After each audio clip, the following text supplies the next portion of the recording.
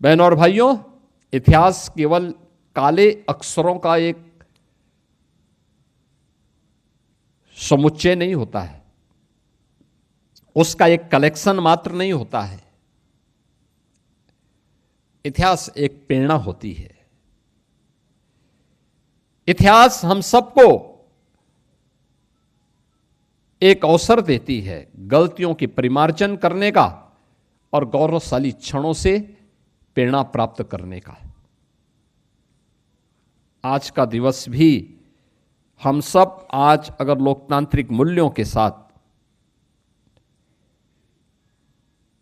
अपने मौलिक अधिकारों के साथ एक भारत श्रेष्ठ भारत को अपनी आंखों से होते हुए देख रहे हैं, तो भारत के लोकतंत्र के कारण है। एक सामान्य परिवार में पैदा होने वाला व्यक्ति देश का प्रधानमंत्री और देश का राष्ट्रपति बन सकता है, इसलिए क्योंकि भारत एक लोकतांत्रिक देश है।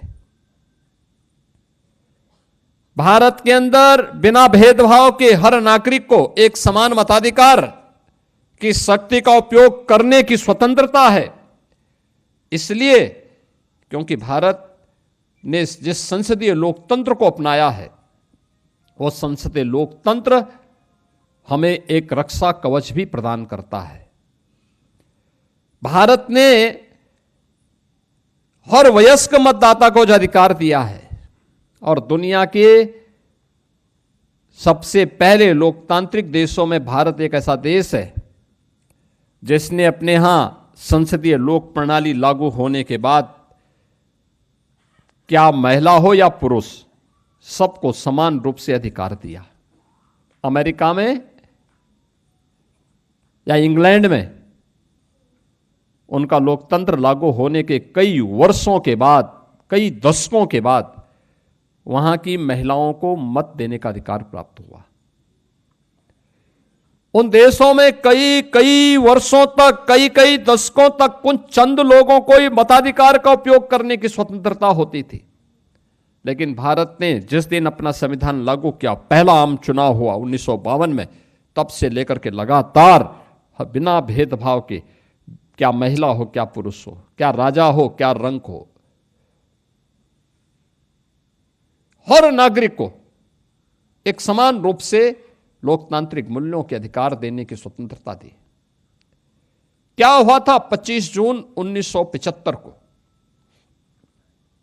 यहां पे अभी आपने मंच पर उपस्थित लोकतंत्र सेनानियों के मुंह से इन बातों को सुना।